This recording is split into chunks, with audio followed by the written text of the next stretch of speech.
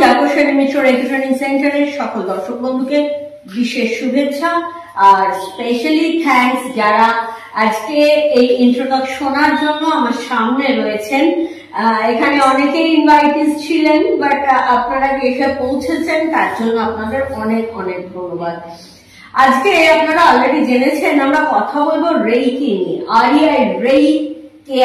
Reiki. এই reiki means universal light force energy, যেটা আমাদের এনভায়রনমেন্ট জুড়ে রয়েছে। সোলার এনার্জি প্রতিনিয়ত তৈরি করছে এই এনার্জিটাকে, যেটাকে জাপানিজ ল্যাঙ্গুয়েজে বলা হচ্ছে রেইকি। সেটাই বৈজ্ঞানিক পরিভাষায় কসমিক এনার্জি। এই কসমিক এনার্জি তৈরি হয় বোসন কণা থেকে। সত্যেন বসু আইনস্টাইন আবিষ্কৃত কণা বোসন, এই বোসন কণা থেকে তৈরি হয় এই কসমিক এনার্জি।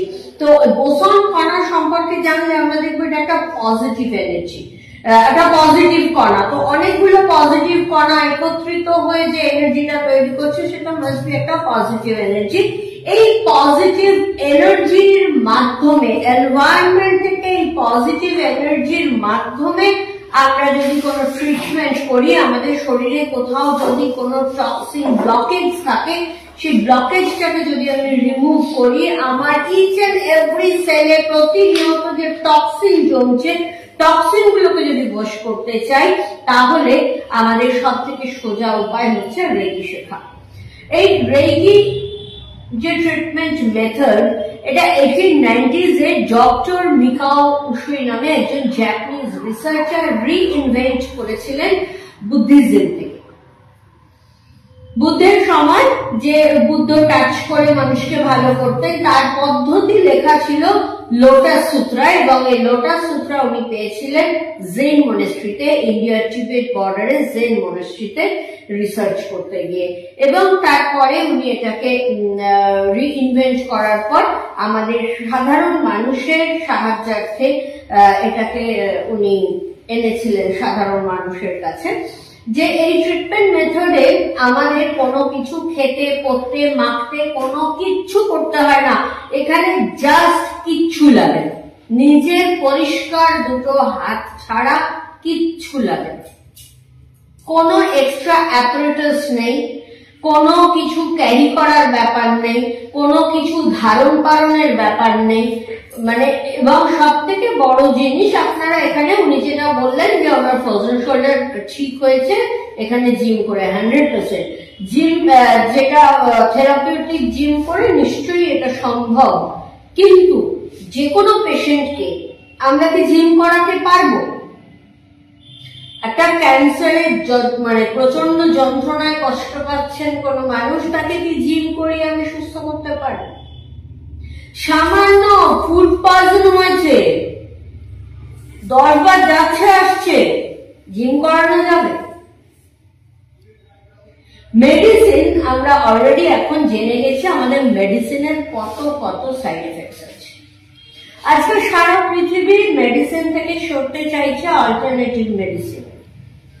আপনার হাতে যদি এই হিলিং পাওয়ার থাকে, কারো মাথা ধরেছে, তাকে জিম করতে ইচ্ছে করবে, মেডিটেশন করতে ইচ্ছে করবে, প্রাণায়াম করতে ইচ্ছে করবে, কিন্তু মাথা ধরলে হাতটা তো আমার অটোমেটিক্যালি মাথায় চলে যায়। সেটাকে তো আমি আলাদা এফোর্ট দিতে হচ্ছে না। সেই হাতটাই যদি আমি মাথায় রাখি এবং আমার মাথা ব্যথাটা সেরে যায়, তার থেকে আনন্দের আর কি হতে পারে? আদার্স সবকিছুই আছে। হ্যাঁ, আমি একটা পেন কিলার খেতেই পারি, কিন্তু সেই পেন কিলারটা, যার সাপোজ সুগার আছে, তার কাছে পেন কিলারটা খাওয়া মানে তার সুগারটা বাড়লো।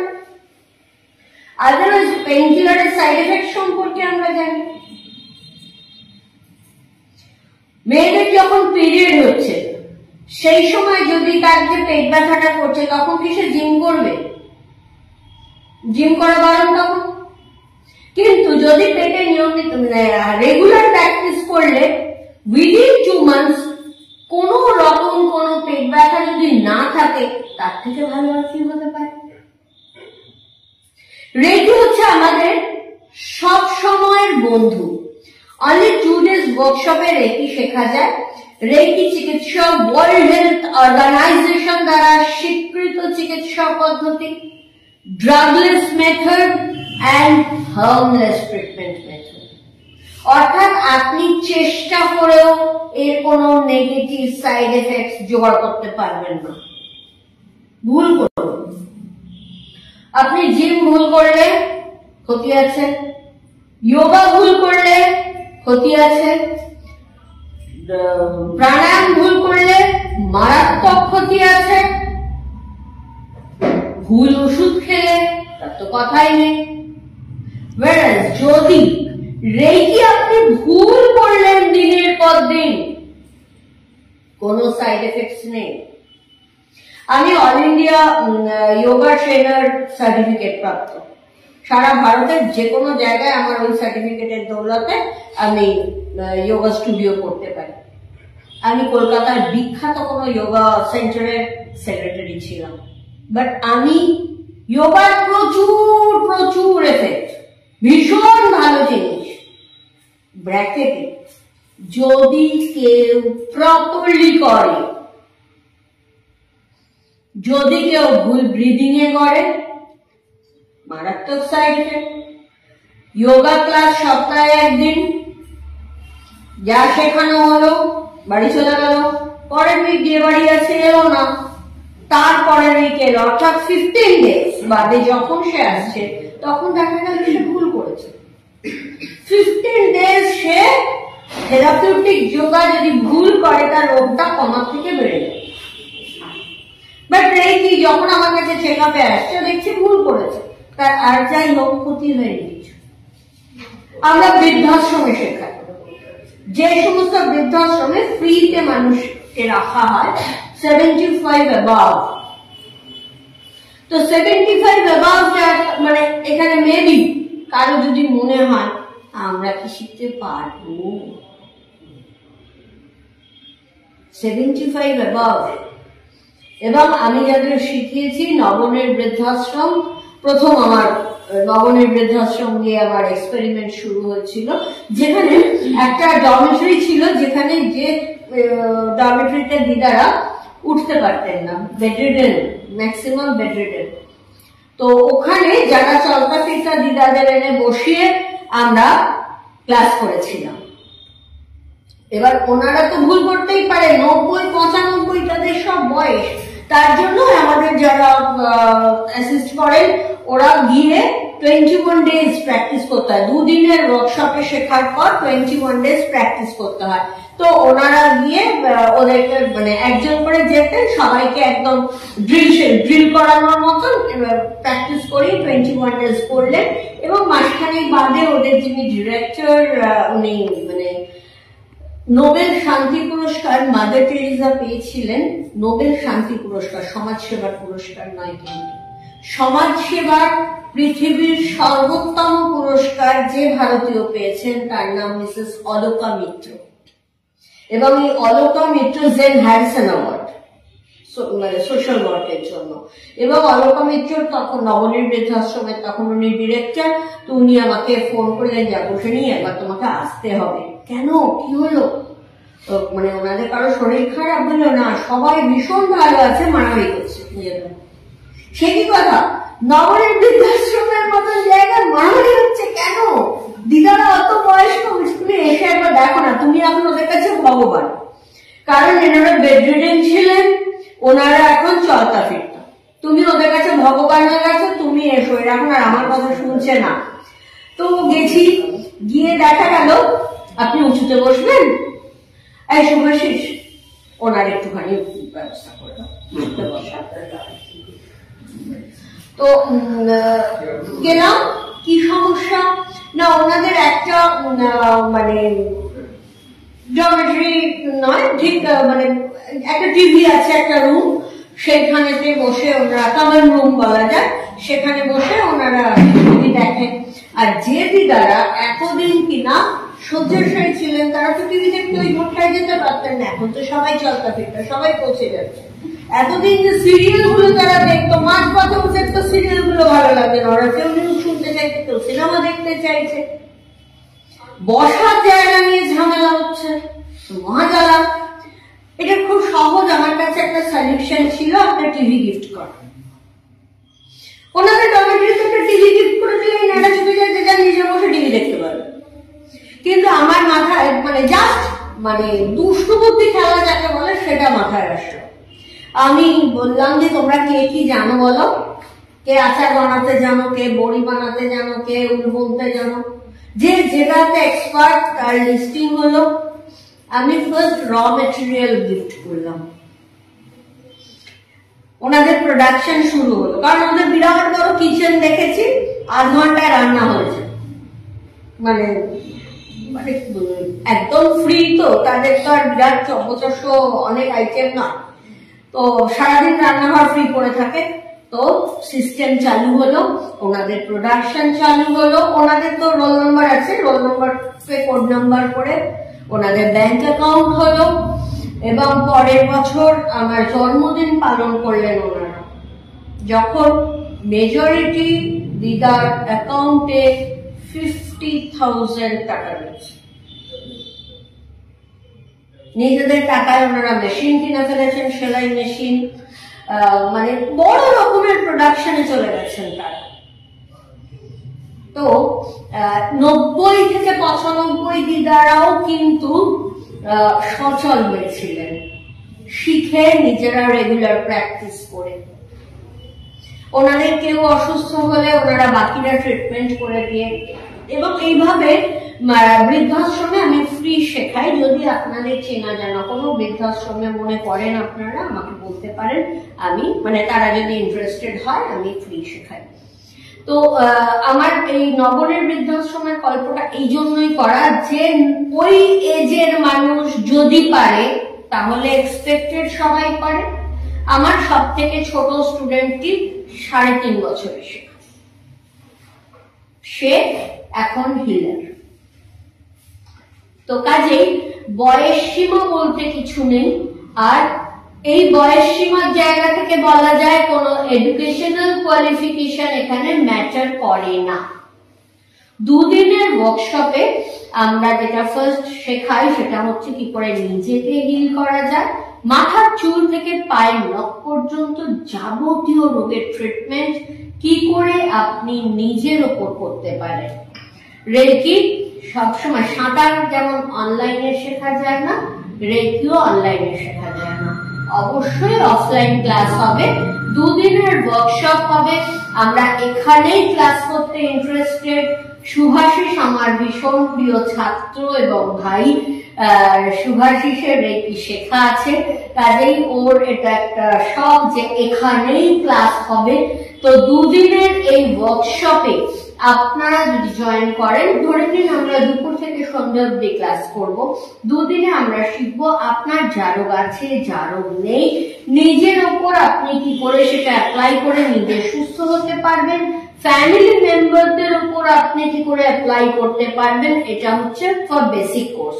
বেসিক কোর্সে আমরা সেলফ এন্ড ফর ফ্যামিলি শেখাচ্ছি, নিজের এবং পরিবারের জন্য।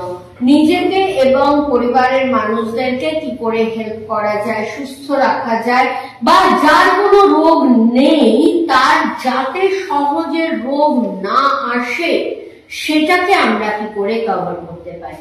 এবার আমি রেকি করছি 97 থেকে। আমার 2000 সাল থেকে টিভি প্রোগ্রাম স্টার্ট হয়েছিল এবং 2000 সাল থেকে যাজ্ঞসেনী মিত্র রেকি ট্রেনিং সেন্টার চালু হয়েছিল। সেই দিক থেকে দেখতে গেলে 2025 আমাদের ইনস্টিটিউশনের রজত জয়ন্তী বর্ষ। রজত জয়ন্তী বর্ষে আমাদের আমি চাই আমার ইনস্টিটিউশনকে চন্দননগর গিফট করতে। নতুন ব্রাঞ্চ হবে রজত জয়ন্তী বর্ষে চন্দননগর। আমাদের মোট 22টা ব্রাঞ্চ, যেখানে রেগুলার বেসিস ক্লাস হতো আমাদের লকডাউনের আগে অব্দি। লকডাউনের পরে কিছু ব্রাঞ্চ টোটাল সমস্ত তাদের নাম ধাম সবকিছু উইখে ফেলেছে। দুর্গাপুর ব্রাঞ্চের যে কারণে প্রবলেম হয়ে গেছে। কোন বহরমপুর ব্রাঞ্চ যেমন যারা অর্গানাইজ করতেন ওনারা কলকাতা শিফট করে গেছেন, এরকম কিছু ব্রাঞ্চ বন্ধ হয়েছে। আদারওয়াইজ সব ব্রাঞ্চ রানিং। তো আমরা এই দুদিনের ওয়ার্কশপে যে শেখাচ্ছি এইরকম ক্লাস করে নিজের ওপর অ্যাপ্লাই করে মানুষ সুস্থ হয়েছেন।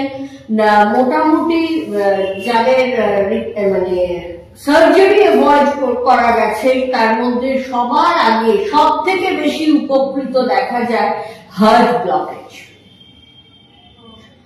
নি রিপ্লেসমেন্ট। ডক্টর নি রিপ্লেসমেন্ট বলেছেন, তিনি রেকি শিখে রেকি করে পরবর্তী এক্সরে রিপোর্ট নিয়ে যখন ডক্টরের কাছে হাজির হয়েছেন, ডক্টর সেই ডক্টরই লিখছেন নি রিপ্লেসমেন্ট, ভুলে গেছেন তো তিনি লিখেছিলেন। ডক্টরটা আর কেউ নয়, ডক্টর সুনীল ঠাকুর। টিভিতে সিটিভিএন এ প্রোগ্রাম করে তখন ডক্টর সুনীল ঠাকুরের ফোন টিভিতে লাইভে যে তোমার প্রোগ্রাম মানে আমি আজকে দেখছি এই জন্য যে আমার প্রচুর পেশেন্ট যাদের আমি নি রিপ্লেসমেন্ট বলেছিলাম, আমার তো আর এভাবে মনে রাখা সম্ভব নয়, সেই পেশেন্ট তোমার কাছে শেখার পরে ফ্রেশ এক্সরে রিপোর্ট নিয়ে আমার কাছে এসে নতুন করে যখন দেখাচ্ছে, আমি তাকে তো নি রিপ্লেসমেন্ট বলছি না, তখন আমার পুরোনো প্রেসক্রিপশন দেখাচ্ছে স্যার আপনি নি রিপ্লেসমেন্ট বলেছিলেন, তোমার ব্যাপারটা কি হে বলো তো। তো মানে যাই হোক, উনি আমাদের যিনি অ্যাঙ্কর করছিলেন তিনি বললেন স্যার আপনার সঙ্গে একদিন ওনাকে সামনাসামনি আমরা বসিয়ে দেবো। তো আমাদের সেই মিটিং হলো, সেই অনুষ্ঠান হলো, এবং ডক্টর সুনীল ঠাকুর বলেছিলেন দেখো আমার কাছে যারা আসে তারা সকলে নি রিপ্লেসমেন্ট করার মতন ক্ষমতা নিয়ে আসে না। যারা আমার কাছে এরকম মানুষ আসে যাদের নি রিপ্লেসমেন্ট বা কোমরের অপারেশন প্রচুর খরচ সাপেক্ষ, হিপ জয়েন্ট রিপ্লেসমেন্ট, সেগুলো যারা পারবে না তাদের তোমার কাছে পাঠিয়ে দেবে, এবং উনি রেগুলার কোর্সে পেশেন্ট পাঠাতেন। এবং নি রিপ্লেসমেন্ট পেশেন্ট সুস্থ হয়ে কৈলাস মানুষ ট্রেক করেছে এরকমও আছে। যদি উনি সুনীল ঠাকুরের পেশেন্ট না, উনি ডক্টর হোম চৌধুরীর পেশেন্ট। তো কাজেই হাঁটুর সমস্যা বোধহয় ম্যাক্সিমাম মানুষের, চেনা জানা আত্মীয় স্বজন বন্ধু বান্ধব অবশ্যই জিম করে শুভাশিসের পদ্ধতিতে নিশ্চয়ই হবে, কিন্তু পাশাপাশি রেকি করলে ক্ষতি কোনো চান্স নেই। যাদের ফ্যামিলিতে ট্রেডিশনাল কোনো ডিজিজ রয়েছে, সাপোজ ডায়াবেটিস, তারা তো ওয়েটিং এবার আমার হবে। সাধারণত মানে মামার বাড়ির দিকে ম্যাটারনাল সাইডে আগের জেনারেশনে যদি সুগার থাকে এবং বাবার বাড়ির দিকে অল্টারনেট জেনারেশনে এই সুগার হবার চান্সেস থাকে, কিন্তু আমরা যদি আগে থেকেই রেকি চালু করি, রেগুলার রেকি প্র্যাকটিস করি, তাহলে সেটা অ্যাভয়েড করা পসিবল। সাপোজ আমার নিজেকে দিয়েই আমি বলতে পারি, আমি এবং আমার ভাই দুদিক দিয়েই এফেক্টেড, মানে আমার মামার বাড়িতেও আমার আগের জেনারেশনে আছে, আমার বাবার দিকে আমার দাদু ছিল, তাহলে দুদিক থেকেই আমাদের কিন্তু অলরেডি স্টার্ট করা উচিত ছিল। আমার এখনো পর্যন্ত সুগার 70-এর বেশি ফাস্টিং। তো এই যে ডিজিজ গুলো অলরেডি ফ্যামিলিতে রয়েছে সেই ডিজিজ গুলোকেও আমরা কিন্তু সাপোর্ট দিতে পারি। থ্যালাসেমিয়া পেশেন্টদের ক্ষেত্রে যেটা আমরা দেখেছি, থ্যালাসেমিয়া পেশেন্টদের হয়তো কাউকে 8 দিন অন্তর ব্লাড দিতে হচ্ছিল, রেকি করার পরে দেখা গেল 10 দিন অব্দি সে ভালো রইল, 12 দিনে ব্লাড দেওয়া, তারপরেরটাতে হয়তো 15 দিনে দিতে হলো। এইভাবে স্প্যানটা বাড়তে বাড়তে আমার প্রথম যে থ্যালাসেমিয়া পেশেন্ট আমার এক্সপেরিমেন্ট ছিল প্রার্থনা সেনগুপ্ত, তাকে 2003-এ লাস্ট ব্লাড দেওয়া হয়েছে। 21 বছর 22 বছর দিতে হয়। তো কাজেই আমরা থ্যালাসেমিয়াতে এরকম ভাবে উপকার দেখেছি। কার্ডিও যে বলছিলাম যে আমাদের হার্ট ব্লকেজের ক্ষেত্রে, আমি একটা দুর্দান্ত এক্সপেরিমেন্ট করেছিলাম। ভদ্রলোকের নাম মৃণাল অধিকার।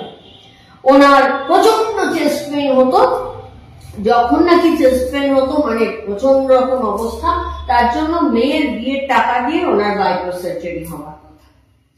ক্লাস করতে এসছেন আমার বেহালা ব্রাঞ্চে। তো উনি বলছেন যে এনিহাও আপনি আমায় বাঁচান, আমার মেয়ের বিয়ে টাকা খরচা করতে যাবেন না। কবে আপনার অপারেশন? 8 দিন না 10 দিন বাদে ডেট করছে।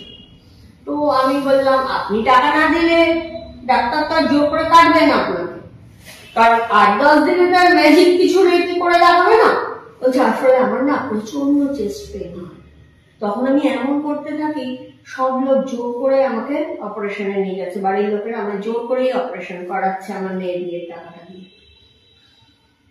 যথারীতি ক্লাসের মাঝামাঝি জায়গায় গিয়ে ওনার চেস্ট পেন শুরু হলো, সবাই ব্যস্ত হয়ে পড়েছেন। ঠিক আছে, উনি তো নিজেই সারেন বলেছেন, আপনারা ততক্ষণ টিফিন করে নিন। তখন আমাদের ক্লাস সকাল থেকে হতো, লাঞ্চ ব্রেক দেওয়া হতো। তারপরে গিয়ে দেখলাম একটু সুস্থ হয়ে উনি বসেছেন, ওনাকে বললাম আপনি লাঞ্চটা নিয়ে নিন, কারণ আমার তো কেটরের লাঞ্চের টিফিন কৌটো নিয়ে চলে যাবে, ওনার খাবারটা তো রাখার জায়গা নেই আমার কাছে। তো উনি বললেন ম্যাডাম পারবো না। আমি দেখুন না, খেলে হয়তো আপনার ব্যথাটা কমে যাবে।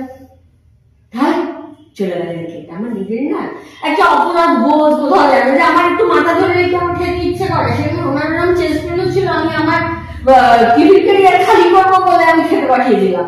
তো একটু ডিস্টেন্স রেখে দেওয়া যায়, অ্যাডভান্স কোর্সে ডিস্টেন্স রেখে শেখানো হয়, একটু ডিস্টেন্স রেখে ওনার উপর অ্যাপ্লাই করলাম। যারা আগে আগে খেয়ে চলে আসছে তাদের বললাম কেউ ওনাকে কিন্তু মনে করাবে না যে কি হলো কেমন আছে, নেভার, ভুলে যাবে। উনি এসে বসলেন, ক্লাস কন্টিনিউ করে শেষ করলাম। পরের দিন সারাদিন ক্লাস হয়ে গেল। সার্টিফিকেট দেবার আগে আমি ওনাকে জিজ্ঞেস করলাম, কি মৃণাল বাবু কেমন আছেন? কেন আপনি যে বললেন কালকে খেয়ে নিলে আমার ব্যথা ছেড়ে গেল? আপনার তো দিনে 10-12 বার আর 28 ঘন্টা রানিং। বলছে না হয়নি তো। তখন আমার ইনস্ট্যান্ট মনে হলো ওনাকে নিয়ে আমি যদি এক্সপেরিমেন্ট করি হয়তো অনেকের উপকারে লাগবে। তো উনি তো মরিয়া, তো আমি বললাম যে আপনাকে নিয়ে আমি একটা এক্সপেরিমেন্ট করতে চাই, আপনি কি সাথ দেবেন? বলছে হ্যাঁ বলো, যা বলবেন তাই তো। আর আপনাকে তো একটা লম্বা ছুটি নিতেই হবে, আপনি সেই ছুটিটা কাল থেকে নিন না। বলছে হ্যাঁ। তো আমি বললাম যে আপনার যতক্ষণ অফিস আজ আপনি ততক্ষণ টানা রেখি করতে পারবেন? বলছে হ্যাঁ, কোনো ব্যাপারই না। তো উনি এয়ারপোর্টে কাজ করতেন, যাদবপুরে থাকতেন, যাদবপুর টু এয়ারপোর্ট মোটামুটি 1.5 ঘন্টা 2 ঘন্টা যেতে আসতে। তো এবার আমরা আপনাকে কিছু জিনিস মেনটেন করতে হবে, একটা চার্ট মেনটেন করতে হবে, কখন কখন আপনার চেস্ট পেন হচ্ছে, কখন কি মেডিসিন খাচ্ছেন, কখন সকালবেলা ঘুম থেকে ওঠার আগে একটা পালস এন্ড প্রেশার কোনো রেজিস্টার্ড কম্পাউন্ডার ও ডক্টরকে দিয়ে চেক আপ করতে হবে। দুপুরে যে আপনি বিশ্রাম করবেন সে আপনি এই করুন যাই করুন, বিকেলবেলা একটা করতে হবে। বলছে আমার বিল্ডিং এই ডাক্তার আছে, ওনার আমরা মর্নিং ওয়াক করি, ওনাকে বলবো মর্নিং ওয়াকের আগে দেখে দিয়ে যাবে, আর সন্ধ্যাবেলা উনি যখন চেম্বার যান তখন দেখে দেবেন। আমি খুব ভালো, চার্ট মেনটেন করুন, 8 দিনের মাথায় আপনার চার্টটা নিয়ে আপনার ডাক্তারকে দেখাবেন, কিন্তু প্রোভাইডেড আপনি ঘন্টা 10 সারাদিনে রেডি করতে হবে। বলছে হ্যাঁ। চলে গেছে। দিন 15 বাদে টিভিতে ডিরেক্ট ফোন, দিদি মৃণাল অধিকারী বলছি, আমি আজ দর্শকদের সঙ্গে দারুণ কিছু শেয়ার করবো। কি শেয়ার করবেন? আপনার বাইপাস হয়ে গেছে। বাইপাস আমার এ জীবনে আর হচ্ছে না। বললাম কেন? না ডাক্তার দেখে পুরো টেরা হয়ে গেছে, আবার নতুন করে ইকো হয়েছে, আবার নতুন করে আমার সব টেস্ট হয়েছে, সব টেস্ট রিপোর্ট দেখে বোর্ড অফ ডক্টরস বলেছে আমার আগের সব রিপোর্ট ভুল ছিল। সত্যি কি ভুল ছিল আগের রিপোর্ট? আপনি কতক্ষণ রেডি করলেন? 17 ঘন্টা ম্যাডাম। যদি আমি অফিস করে রেডি করতাম সেই টাইমটা, অফিস যাতায়াতের টাইমটা, অফিসে থাকার সময়টা, সবটাই রেডি করেছি। দিনে 16-17 ঘন্টা হয়েছে। বাট 8 দিনে উনি ডাক্তারকে যখন প্রত্যেকদিন যে ডাক্তার ওনার রেগুলার চেক আপটা করেছে তিনি অবাক হয়েছেন যে পালস আর প্রেশার কখনো দুবেলা সমান থাকতে পারে না যার হার্ট ব্লকেজ আছে। তার ছাড়াও ওনার কোনো চেস্ট পেন নেই, ওনার কোনো কমপ্লিকেশন নেই, এবং আলটিমেট যখন ডক্টর শুনেছেন তখন উনি আবার ইকো করিয়েছেন, আবার সব টেস্ট করিয়েছেন, কোথাও কিছু পাননি। 6 মাস বাদে আবার একটা ডেট দিয়েছে, বলছে 6 মাস বাদে ওই ডাক্তারের কাছে যাওয়ার আগে মেয়ের বিয়ে দিয়ে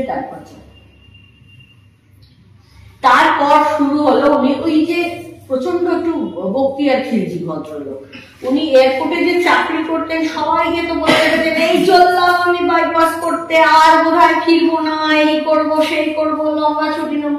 সবাই তো দেখছি উনি আর সেই ছুটিটা নিলেন না, উনি তো দিব্যি ঘুরে বেড়াচ্ছে। তখন সবাই জিজ্ঞেস করছে, সবাইকে উনি ফাটিয়ে তখন বলছেন যে রেকি করে আমার বাইপাস করতে হয়নি, আমার 1 লাখ টাকা বেঁচে গেছে, এই হয়েছে সেই হয়েছে। এবার হলো যে মানে এয়ারপোর্ট অথরিটির ম্যাক্সিমাম লোক যে টাউনশিপটায় থাকে মাইকেল নগর, সেখানে ক্লাস হল। প্রথম ক্লাসটাই 60 জনের ছিল, আমি স্প্লিট করে 40-20 ভাগ করে নিলাম। তারপরে ওটা 2 বছর টানা ওখানে ক্লাস হয়েছিল। এর রেফারেন্সে আরেকজন, তার রেফারেন্সে মানে করে করে 40-50 ক্লাস হতো।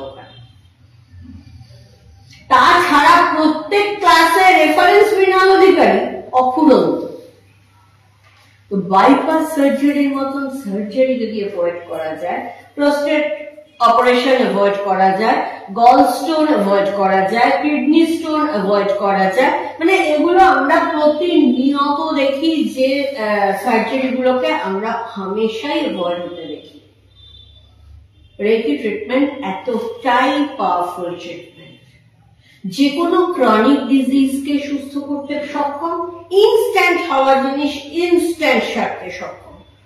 কেটে গেছে, পুড়ে গেছে, সঙ্গে সঙ্গে রেকি যে মুহূর্তে ধরে নেওয়া হলো ওইখানটা ব্লিডিং বন্ধ হবে। আপনি বলবেন সে তো কেটে গেলে এমনি চেপে ধরা, কিন্তু যদি কেউ শিরা কাটে, আমার সেই এক্সপেরিমেন্ট মানে এক্সপিরিয়েন্স আমি বাই চান্স করেছি। একজন অসুস্থ, তাকে দেখতে গেছি, সে একজন মিডিয়া পার্সন, তাকে দেখতে গেছি, যে দেখছি ঘরে নেই। কোথায় কোথায় বয়স্ক শাশুড়ি আর মা রয়েছেন, বলছে বাথরুমে গেল তাহলে, কিন্তু ও তো একা যেতে পারছিল না, বাথরুমের কোনো শব্দ নেই ভেতরে, মানে যখন একান্তই কিছু নেই, বাড়িতে কোনো লোক নেই, 2-4টে লাঠি মেরে নিজেই ভাঙলাম দরজা, দেখলাম সে হাতে শিরা ফিরা পেটে উঠে আছে। 2-4টে চটথাপ্পড় মেরে তাকে এনে তো শুয়ে আগে তো ধরে নিলাম। তো আমার এই ইনস্টিটিউশন থেকে যে ওকে হিলিং করতে যেত, সে ঘন্টাখানিক বাদে গেল। সে তো ঢুকছে চেঁচাতে চেঁচাতে, ওর বাচ্চা মেয়েটা ততক্ষণে মেন রোডে চলে গেছে ভিআইপি। যে ওকে দেখতে পেয়েছে, ওর বাবাইকে মারছে একজন এসে, বলছে কি ও তো কাঁদছে রাস্তায় দাঁড়িয়ে দাঁড়িয়ে, ওর বাবাকে মারা হচ্ছে, কি ব্যাপার? আমার এই দেখো এই কি, আমি হাত আমার আটকে গেছে, রক্তটা জমে আটকে গেছে হাত। তো স্যাভলন ট্যাভলন কিনে এনে হাতের ফাঁক দিয়ে ঢেলে সেখানটা পরিষ্কার করা হলো, দেখা গেল ব্লিডিং বন্ধ হয়ে গেছে। 6টা জায়গায় কুচিয়েছিল, ভেইন কেটেছিল, ভেইন কাটার ব্লাডও কিন্তু বন্ধ হয়েছে। তো কাজেই ইনস্ট্যান্ট কেটে যাওয়া, ইনস্ট্যান্ট পুড়ে গেলে সঙ্গে সঙ্গে রেখে দিলে ফোসকা পড়ে। তো কাজেই কেটে যাওয়া, পুড়ে যাওয়াতে যেমন একদম ইনস্ট্যান্ট কাজ হয়, তেমনি যে কোনো ক্রনিক ডিজিজ সারার ক্ষেত্রে পার্মানেন্টলি রোগটা সারতে ম্যাজিক হয় না, সময় দিতে হয়। সেক্ষেত্রে মাস 3 মাস 4 মাস সময় লাগে পার্মানেন্ট কিওর হওয়া। যাবতীয় নিউরো প্রবলেম, চোখের সমস্যা, ইএনটি প্রবলেম, হার্টের প্রবলেম, লাংসের প্রবলেম, সিওপিডির মতন লাংস প্রবলেম, যাবতীয় পেটের সমস্যা, ডায়াবেটিস, প্যানক্রিয়াটাইটিস, লিভার জনিত সমস্যা, যে কোনো গাইনোকোলজিক্যাল প্রবলেম, যে কোনো আর্থ্রাইটিক প্রবলেম, এমন কোনো রোগ নেই, মাথার চুল থেকে পায়ের নখ পর্যন্ত এমন কোনো সমস্যা নেই যেগুলো রেকিতে সারে না। সমস্যা আর রোগ আলাদা কেন বললাম? যে স্ট্যামার করে, সেটা কি রোগ? প্রবলেম। ছুচিবাদ, সে তখনও রোগ অব্দি পৌঁছয়নি, শুধু সমস্যা শুরু হয়েছে। এগুলোও কিন্তু রেকিতে শারীরিক মানসিক সমস্ত রোগ সারানো পসিবল। তো 2 দিনের এই ওয়ার্কশপ করে নিলে, টানা 21 দিন প্র্যাকটিস করার পর আপনি এলিজিবল ফর অ্যাডভান্স কোর্স। যে অ্যাডভান্স কোর্সে থাকছে ডিস্টেন্স রেকি, বেসিক কোর্সে থাকে আমাদের only 20% healing power, and advance কোর্সে অ্যানাদার 80%, অর্থাৎ 100% হিলিং পাওয়ার। এই অ্যাডভান্স কোর্সটাও সম্পূর্ণ বিজ্ঞানসম্মত, এবং এই অ্যাডভান্স কোর্সটা করলে দূরবর্তী চিকিৎসা করা সম্ভব। অর্থাৎ আপনি আপনার বাড়ির কেউ চেনা জানা বন্ধু বান্ধব কেউ বাইরে রয়েছে, খবর পেয়ে পাচ্ছেন যে সে খুব অসুস্থ, তাকে আপনি এখানে বসে দূরবর্তী চিকিৎসা করতে পারেন। প্রোগ্রামিং রেকি, আপনি কোনো একটা জবের জন্য ইন্টারভিউ দিতে যাচ্ছেন, ইন্টারভিউতে যাতে সাকসেসফুল হয়, আপনি যাতে জবটা পান, তার প্রোগ্রামিং রেকি করা যেতে পারে। কেউ কোনো স্কুল স্টুডেন্ট পরীক্ষা দিতে যাচ্ছে, সে যাতে গিয়ে সমস্ত যা পড়ে গেছে তার মধ্যে কোয়েশ্চেন পায়, সে যেন ভীষণ ভালো আনসার লিখতে পারে, সে যেন এত% মার্কস পাবার মতো পরীক্ষা দেয়, সেটা করা যেতে পারে। আপনারা বেড়াতে যাবেন, সবাই মিলে বন্ধুরা মিলে দার্জিলিং যাচ্ছেন, দার্জিলিং এ গিয়ে দেখলেন এমন ওয়েদার, কাঞ্চনজঙ্ঘা দেখা যাচ্ছে না, খুব দুঃখের, পুরো আসল ব্যাপারটাই তো শেষ, মেঘলা ওয়েদার। প্রোগ্রামিং রেকি করে ওয়েদার ঠিক করা যায়। আমি প্রচন্ড পাহাড় ঘুরি এবং এটা আমার মানে রীতিমতো আমাদের এটা একটা খেলা। ওয়েদার খারাপ মানে আমরা প্রোগ্রামিং করবো, পরের দিন ঝলমলে রোদ থাকবে, এটা মানে রেগুলার করছে। স্নোফল দেখার শখ, আমরা জানুয়ারিতে কাশ্মীর গেছি, কাশ্মীরে বাট গিয়ে স্নোফলটা হচ্ছে না, স্নোফল দেখতে হবে। মানে যেটা চাওয়া হয়েছে প্রোগ্রামিং রেকি করে সেটাই পাওয়া সম্ভব, মাস্ট বি মানে পজিটিভ কিছু। আমি প্রোগ্রামিং রেকি করে ব্যাংক ডাকাতি করতে গেলাম, পসিবল না। আমি কাউকে মার্ডার করলাম যাতে আমি ধরা না পড়ি, তার জন্য প্রোগ্রামিং না। পজিটিভ কিছু অবশ্যই পসিবল। বেড়ানো, কেউ অনলাইন ট্রেড করে, সে যেগুলো সকালবেলা পারচেজ করলো ডেলি ট্রেড করে, আমাদের প্রচুর আছে যারা রেগুলার ডেলি ট্রেড করে, সকালে যেগুলো পারচেজ করলো সেগুলো সারাদিনে যাতে বেড়ে যায়, বিকেলবেলা সেল করে বেরিয়ে গেল, ইনভেস্ট করতে হলো না, প্রফিট মার্জিন নিয়ে গেল। প্রোগ্রামিং রেকি দিয়ে যে কোনো সেক্টরে, কারো কোনো বিজনেস আছে যাতে আমার নেক্সট মান্থে এত টাকা রোলিং হয়, সেটার জন্য করা যেতে পারে। এইভাবে আমরা distance reiki, programming reiki, relationship reiki, যে কোনো পজিটিভ রিলেশনশিপ।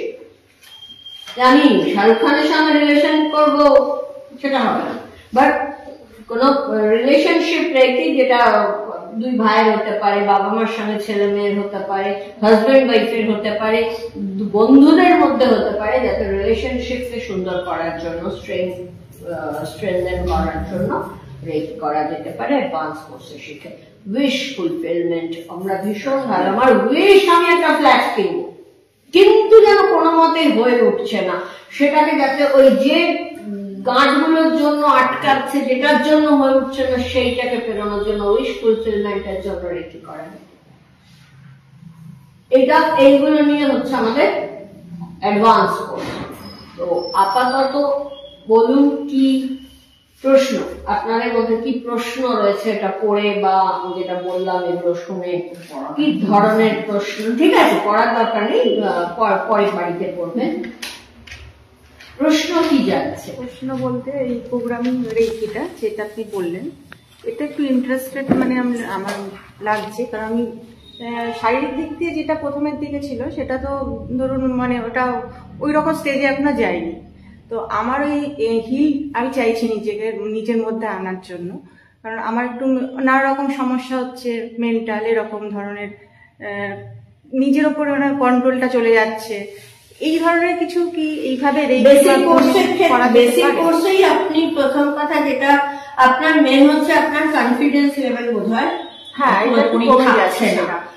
আমি সেকেন্ডলি আপনি হয়তো হিলিং হয়েছে, আপনার ফ্রোজেন শোল্ডার হিলিং হয়তো হয়েছে, কিন্তু আপনার টোটাল চেহারার মধ্যে একটা ক্লান্তি, একদমই তাই, একদম একটা ক্লান্তি রয়েছে। রেকি যার কোনো রোগ নেই, তার যখন শরীরের ভেতরে ইচ এন্ড এভরি সেল থেকে টক্সিন ওয়াশ আউট হয়ে যায়, তখন তার গ্লোজ এন্ড গ্ল্যামার্স বেরিয়ে আসে, তার স্কিন চকচক করবে, তার চোখ মুখ কথাবার্তায় তার এই গ্ল্যামারটা বেরিয়ে আসবে, এবং আমরা কি বলছি ফিজিক্যাল অ্যান্ড মেন্টাল লেভেলের হিলিং হবে। এবার আপনার কনফিডেন্স লেভেল যেই বেড়ে যাবে, তখনই আপনি যে নিজের উপর কন্ট্রোল হারাচ্ছেন এই জায়গাটা থাকবে না, এবং দেখবেন যখনই আপনার কনফিডেন্স ফিরে আসবে, আপনি এখন যদি কোনো হয়তো কোনো ওয়ার্ক করেন না, শুধু হাউস ওয়াইফ হয়ে থাকার, হাউস ওয়াইফ নয়, আমি কাজের মধ্যেই ছিলাম, আছি, মানে এখন একটু সেই কাজের জায়গাটাও আমার একটুখানি টালমাটাল। তো সেই জায়গাটাকে প্রোগ্রামিং রেখি, রিলেশনশিপ রেখি করে কাজের জায়গাটাকেও আপনি কিন্তু স্ট্রং করতে পারেন। শিখে মনে করুন বাড়িতে তো বয়স্ক বাবা মা থাকেন, তারা তো আর আসতে তাদের পক্ষে তো এসে শেখাটা কত বয়স্ক? মানে আমার বাবা 75, কিন্তু উনি মানে বেরোবেন না, মানে ইভেন ডাক্তার দেখাতে বেরোচ্ছেন না, মানে এরকম একটা মেন্টাল এতে চলে গেছেন। তাই বলছে আমি যদি শিখে ওনাকে এই জাস্ট মেন্টাল এটাকে কিছু করতে পারবো। সবটাই পারবেন। একটা বয়স্ক মানুষের যে কোনো মুহূর্তে একটু ইমব্যালেন্স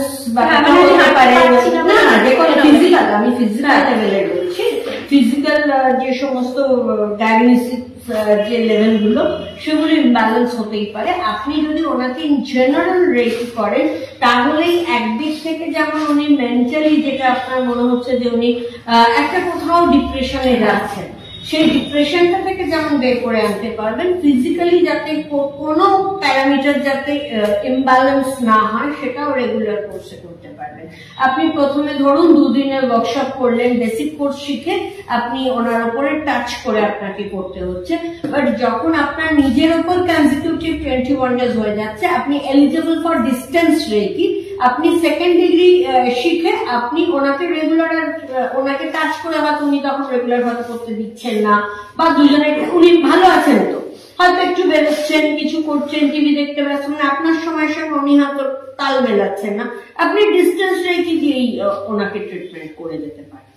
আচ্ছা, এই যে 21 ডেজ আপনি বলছেন, এটা কি মানে আমাদের নিজেদের বাড়িতে বসে? হ্যাঁ, আমরা 2 দিনের ওয়ার্কশপ করে শিখিয়ে দেব। এবার আফটার 2 ডেজ আপনাদের বই দিয়ে দেওয়া হবে, বইতে ছবি দেখে আপনারা প্র্যাকটিস করতে পারবেন। ঠিক করছেন কি ভুল করছেন তার জন্য কোনো একদিন হয়তো ও আসলো, এসে আপনারাও আসলেন, এসে চেক আপ করে গেলেন, বা যারা একান্তই আসতে পারবেন না তারা ভিডিও করে পাঠিয়ে দিলেন, আমরা ভিডিওতে চেক করে দেবো। এবার এটা হচ্ছে যে মুড সুইংটা খুব হচ্ছে, এটা কি এজের উপর না হচ্ছে এটা নিজের উপর, এটা বুঝতে পারছি না। 44 মানে সকালে বিকেলে রাতে একরকম মুড, সবার সাথে সকালে সবার সাথে খুব ভালো ব্যবহার করছি, রাতে বেলা তুমি ঝগড়া করো, কোনো রিজন নেই। কিন্তু এই জিনিসটা টাইমে তো হতেই পারে, জানেনি, অবশ্যই এই টাইমটাকে মানে এই কন্ট্রোলগুলো নিজেরটাই নিজের লজিক্যাল হতে পারবে। আর সোজা কথা, মানুষ কখন রেগে যায় বা মানে বিহেভিয়ার করে তার কারণ হচ্ছে যখন সে মানে কনফিডেন্স লুজ করে। এবার মুড সুইং একটা অবশ্যই মেনোপজের সময়ের একটা মানে 6 মাস ধরে 6 মাস আমি এটা নিজেকে অনুভব করতে পারছি, এটা আমার মধ্যে চেঞ্জেস আসছে, কিন্তু আমি এটা চাইছি না। আমি চাইছি যে আমি অবশ্যই আপনাকে রেখি হেল্প করবে, মানে আপনি রেখি শেখার 7 দিনের মধ্যে নিজের ডিফারেন্সটা নিজেই বুঝবেন। সবাই যে কর্মক্ষেত্রে কথাটা বললেন, এই ধরনের কিছু আমি আমার অনেক ভালো কাজ মানে একদম মুখের কাছে এসে আমার হলো না, সেখানে আমি আবার ডিমোটিভেট হয়ে গেলাম, এই জিনিসটা কি আমি করতে পারবো? হ্যাঁ, ওটা আপনি প্রথম কথা রেখি শেখার পরে আপনি যেহেতু একটা পজিটিভ এনার্জিকে শরীরের মধ্যে দিয়ে পাস করাচ্ছেন, আপনার শরীরের মধ্যে একটা আপনার এনভায়রনমেন্টে একটা পজিটিভনেস কাজ করবে, আপনার আশপাশে সহজে নেগেটিভ কিছু ঘটবে না। এবং পাশাপাশি আপনি যখন 21 ডেজ করার পর 2nd ডিগ্রি করলেন, তখন তো ডিরেক্ট আপনি প্রোগ্রামিং রেখে দিয়ে বেরোতে পারবেন, যে আপনার যে কাজটা হবার আছে সেটাকে আপনি প্রোগ্রামিং করে রেখে করবেন, সেটা একদম হয়েই ছড়ে। আচ্ছা, তো আমি 21 ডেজ পরে আমি প্রোগ্রামিং বেসিক কোর্স শেখার 21 ডেজ নিজের উপর অ্যাপ্লাই করার, বাড়িতে অ্যাপ্লাই করার পর আপনি এলিজিবল ফর অ্যাডভান্স। এটা কতক্ষণ practice time? 72 minutes per day, but 72 minutes at A time না করলেও চলবে। একবারে কেউ ইচ্ছে করলে করতে পারেন, 2 বারে ভাগ করে করতে পারেন, মোট 3 বারে ভাগ করে করতে পারেন। আচ্ছা, বলছি এই যে রেকি মাধ্যমের যে আমাদের শরীরে 7 সার্কেলস যেগুলো রয়েছে, চাকরাস, হ্যাঁ, তো এটা কি করে অ্যাক্টিভ করে? তার জন্যই তো একজন রেকি মাস্টারকে লাগে, ওই জন্যই বলা হলো যেমন সুইমিং শেখা যায় না অনলাইনে, সেরকম অনলাইনে রেকি শেখা যায় না। রেকি ক্লাসে অবশ্যই মানে সুহাসী সেখানে শেখাতে পারেনি, আমাকে ডেকে এনেছে, বা শুধু ও এসে শিখিয়ে দেবে না, আমি এসে নিজে ক্লাসটা নেব। তার কারণ একজন রেকি মাস্টারকে লাগে। একজন reiki master just like a physics, মানে আমি যখন শিবপুর ইঞ্জিনিয়ারিং কলেজে আমাদের ক্লাস হয়েছে, সেখানে মানে যিনি প্রথম শিক্ষার্থী এটা অ্যারেঞ্জ করেছিলেন, তিনি তার ভাষায় বলতে গেলে যে মেডিকেল সায়েন্স যেখানে শেষ করে সেখান থেকে ফিজিক্স শুরু করছে, মানে রেকি হচ্ছে ফিজিক্স দিয়ে রোগ সারানোর একটা পদ্ধতি। এই ক্লাসে অ্যাচিভমেন্ট প্রসেস একটা থাকে, সেইটাতে আমাদের চক্রাস গুলো হচ্ছে নাথিং বাট আ ম্যাগনেট। আমাদের ফিজিক্যাল লেভেলে এই চক্রাস গুলো, যেখানে সহস্রার চক্র, আজ্ঞা চক্র, বিশুদ্ধি চক্র, এই যে 7 চক্রাস বলা হচ্ছে, সেখানে অরিজিনালি রয়েছে pineal, pituitary, thyroid, thymus, pancreas, gonads and suprarenal glands. এই গ্ল্যান্ডস গুলোর এই ম্যাগনেটিজম ক্যাপাসিটি রয়েছে, যেগুলো আমাদের প্রপার পোলারিটিতে নেই।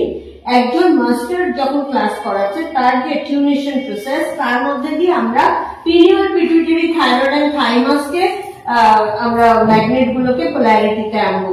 যখন পিনিয়াল গ্ল্যান্ড রিসিভ করতে পারছে কসমিক এনার্জিকে, তার থেকে পিটুইটারি নিচ্ছে, তার থেকে থাইরয়েড নিচ্ছে, তার থেকে থাইমাস অব্দি নামছে। তলায় নামাচ্ছি না কেন? তাহলে কারোর উপর চেপে বসতে হবে ট্রিটমেন্ট করতে গেলে। এখান অব্দি এসে যখন এনার্জি, তো তাকে ধরে রাখা যায় না, কৌটোয় ধরে রাখা যায় না। এখান থেকে সে ওভারফ্লো করছে তার লেভেলের কাছে shoulder blade, pulse and finger tips. এখানেও আমাদের ছোট ছোট চক্রাস আছে, যেগুলোকে আমরা পোলারিটিতে যখন আনছি, তখন পিনিয়াল, পিটুইটারি, থাইরয়েড, থাইমাস ওই 2 হাত দিয়ে এনার্জি পাস অন করছে। হাতকে আমি তখন যেখানে রাখছি এনার্জি সেখান দিয়ে পাস করে। তো মা কি ডাইরেক্ট বসতে না পারে, মানে টাচ, মানে সবসময় কিছু একটা আর্থিং হয়ে যায়। এনার্জি যাতে আর্থিং না হয় তার জন্য ডিরেক্ট মাটিতে করা যায়। ইলেকট্রিসিটি হ্যাঁ, ব্যাপারটা তো ফিজিক্স তো বললাম, ফিজিক্স দিয়ে রোগ সারানোর নাম দেয়। মানে এটা ডেইলি বেসিসেই করা যায়, তো মানে ডেইলি বেসিসে কোনো ওভারডোজ নেই। যে বললাম 17 ঘন্টা করে ফেলেছে পার ডে। জাপানে ডক্টর নিকাওশির স্টুডেন্টসরা রেকি সেন্টেন্স করেছিল যেখানে রং দ্য ক্লক ট্রিটমেন্ট দেওয়া হতো, কোনো ওভারডোজ নেই। যত পারা যাবে তত তাড়াতাড়ি সারে।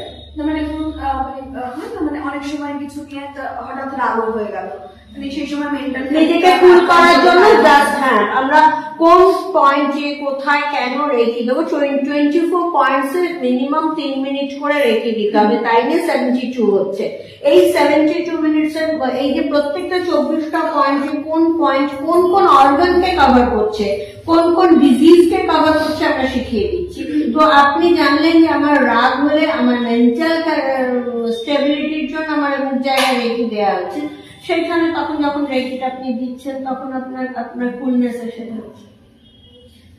বা ধরুন মানে আমার মাইন্ড যেরকম মানে ভীষণভাবে অসুস্থ, ওনার বাত আছে, স্পন্ডিলাইটিস আছে, তো সেই ক্ষেত্রে মানে ওনাকেও মানে রেগুলার বেসিসে দেওয়া হয়। সব থেকে ভালো হয় যদি উনি নিজে এসে করতে পারেন। 2 দিনের জন্যই তো যদি নিয়ে আসতে পারেন, যদি উনি নিজেরটা নিজে শেখা থাকেন, তাহলে আপনার টাইমের সঙ্গে ওনার টাইম ডিপেন্ড করতে হলো না, কারণ আপনাকে নিজে তো না মানে হ্যাঁ না মানে এই দিদি যেমন বললেন যে আসতে চান না, বা মানে আমার মা একটু ডিস্টেন্স থাকে না, আসা সম্ভব না। মানে আমার শাশুড়ি মায়ের যেরকম আছে হচ্ছে ওনার হার্টের পেশেন্ট, উনি ওইরকম খুব একটা কমফোর্টেবল না বেরোনোর জন্য বা কিছু, তো সেটাই মানে মা কোথায় থাকে? মা কালনাতে থাকেন। তো মানে ওনারা একটু জলদি বেরোবেন না, মানে এরকম একটা মানে ঘরের মধ্যে নিজেকে ঠিকঠাক এরকম একটা, তো ওনার হার্টের পেশেন্ট, তো সেটাই বলছি মানে এগুলো মানে নিজেটা আত্মস্থ করার পরে মানে ওনাদেরকে এই ট্রিটমেন্টটা দেওয়া যায়। এখানে এখন যেমন আপনি শাশুড়ি মার সঙ্গে থাকলে ওনাকে এখনই ট্রিটমেন্ট শুরু করতে পারেন। এইবার যখন আপনি ডিস্টেন্স রেখে শিখে যাবেন, তখন আপনি এখান থেকেই কালনাতে মাকে ডিস্টেন্স রেখে দিয়ে মাকে ভালো রাখতে পারেন। আচ্ছা, আমি যে 21 ডেজ পুরো করার পরে মনে করুন নিজের হয়ে গেল ব্যাপারটা, তারপরেও কি রোজ আমাকে 21 ডেজটা হচ্ছে আপনার রেকি বেসিক কোর্সটা কমপ্লিট হচ্ছে। যেমন ধরুন, যেমন অ্যান্টিবায়োটিকের একটা ডোজ থাকে না, রেকির ওরকমই ডোজটা হচ্ছে কনসিকিউটিভ 21 ডে। তারপরে আমাকে রোজ কিন্তু প্র্যাকটিস, রোজ আপনি মানে 21 দিনে আমি বলি নেশা করে যায়।